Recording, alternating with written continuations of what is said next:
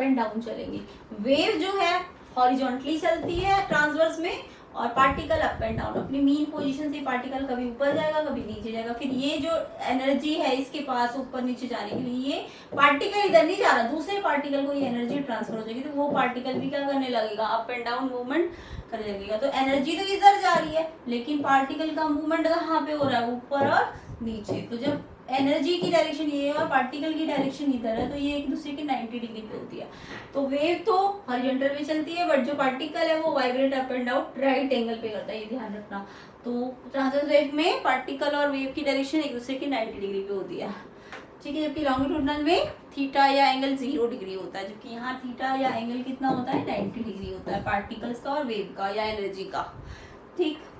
तो इसके अंदर ये जो लाइट वेव्स है वो आपकी ट्रांसवर्स वेव में आती है। लाइट वेव्स कैसी है, ट्रांसवर्स वेव है, क्योंकि but they don't need a medium. तो जैसे साउंड को तो मीडियम चाहिए ना, तो ट्रांसवर्स वेव को मीडियम की जरूरत नहीं होती है, वो बिना मीडियम में भी क्या कर सकता है, ट्रैवल कर सकता है। तो ये दोनों में डिफरेंस है लॉन्गिट्यूडनल और किसमें, आपका ट्रांसवर्स वेव में। कि लॉन्गिट्यूडनल वेव लॉन्गिट्यूडनल वेव्स कैसे करती, particle move back and forward and in direction of wave, and in transverse wave particle move up and down in perpendicular direction of wave। उसके बाद दूसरा डिफरेंस है कि light wave को medium नहीं चाहिए, जबकि यानी ट्रांसवर्स वेव को मीडियम नहीं चाहिए, और ट्रांसवर्स लॉन्गिट्यूडनल वेव्स को क्या चाहिए होता है, मीडियम चाहिए होता है। तो लाइट वेव्स किसका एग्जाम्पल है, ट्रांसवर्स वेव का, और साउंड वेव्स किसका एग्जाम्पल है, लॉन्गिट्यूडनल वेव्स का। तो जब आपके ट्रांसवर्स वेव चलती है ना, तो फिर कंप्रेशन रेयरफेक्शन नहीं होता, फिर ऊपर नीचे क्या होता है, एक तो क्रस्ट बनता है और एक ट्रफ बनता है, ठीक है। तो इसको हमें ज्यादा डिटेल में नहीं पढ़ना, साउंड चैप्टर है तो लॉन्गिट्यूडनल वेव के बारे में आपको आना चाहिए। उसके बाद अगर ये डायग्राम बना दिया इन्होंने, तो ये देखो पार्टिकल ऊपर नीचे और वेव इधर है, तो इट मीन्स ये कौन सी वेव है, ये आपकी ट्रांसवर्स वेव है। और अगर ऐसा डायग्राम बना दिया कि पार्टिकल भी इधर ही जा रहा है और वेव भी इधर ही जा रही है, तो फिर ये आपका कैसा है, लॉन्गिट्यूडनल वेव है। उसके बाद साउंड वेव की कैरेक्टरिस्टिक, तो मैंने अभी बताया जब वेव ट्रेवल करती है एयर में, तो डेंसिटी और प्रेशर क्या हो जाता है, मीन पोजीशन के अलोंग से चेंज हो जाता है, ठीक है। तो जब आपका कंप्रेशन बनता है तो उसको हम ट्रफ यानी ट्रफ बनाते हैं। तो कंप्रेशन में डेंसिटी सबसे ज्यादा होती है, प्रेशर भी ज्यादा होता है। रेयरफेक्शन में डेंसिटी और प्रेशर क्या हो जाता है, कम हो जाता है, ठीक है। तो क्रश मतलब जब ऊपर जाएगी साउंड वेव और जब नीचे जाएगी तो ट्रफ बनेंगे। आगे देखिए,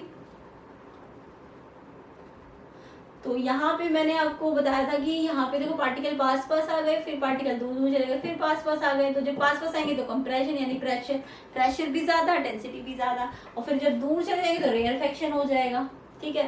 तो यानी प्रेशर भी ज्यादा कम हो जाएगा और डेंसिटी भी कम हो जाएगी।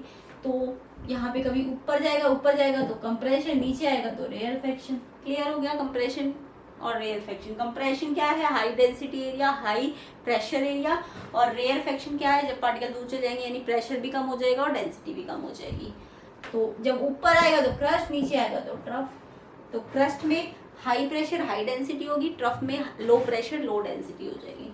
उसके बाद वेवलेंथ का मतलब तो मैंने बता दिया, length of compression and adjacent rarefaction. जब एक कंप्रेशन और एक एडजेसेंट रेयरफेक्शन का जो लेंथ होता है उसको हम वेवलेंथ कहते हैं। या फिर कह सकते हो सेंटर, जब हम दो कॉन्जिक्यूटिव कंप्रेशंस या फिर दो कॉन्जिक्यूटिव रेयरफेक्शंस के सेंटर को मिलाएंगे तो भी वेवलेंथ आ जाएगी। तो आप ये कह सकते हो मिनिमम डिस्टेंस एक साउंड जब रिपीट करे अपने आप को, तो जब तक रिपीट नहीं करी तब तक वो जो डिस्टेंस कवर करती है उसको ही वेवलेंथ कहते हैं। तो वेवलेंथ की बहुत सारी डेफिनेशन आप लिख सकते हो।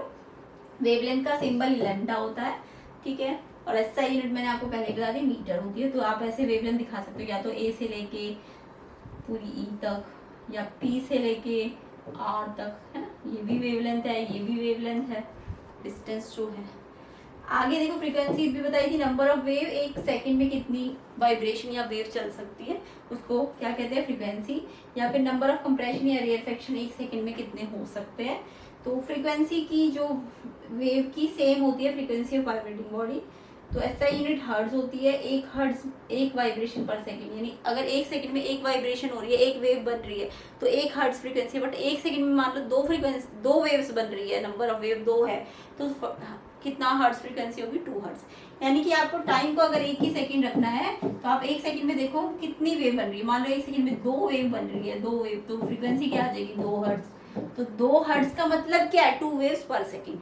अगर 5 हर्ट्ज फ्रीक्वेंसी दी है तो उसका मतलब क्या है, 5 वेव्स या 5 ऑसिलेशंस पर सेकंड। 1 सेकंड में 5 ऑसिलेशन। तो आपको बोल सकते हैं 5 हर्ट्ज का मीनिंग बताओ क्या है, तो आप बोलोगे 5 हर्ट्ज का मीनिंग क्या है, 5 नंबर ऑफ ऑसिलेशंस पर सेकंड। ठीक है, 1 सेकंड में कितने ऑसिलेशन है, 5।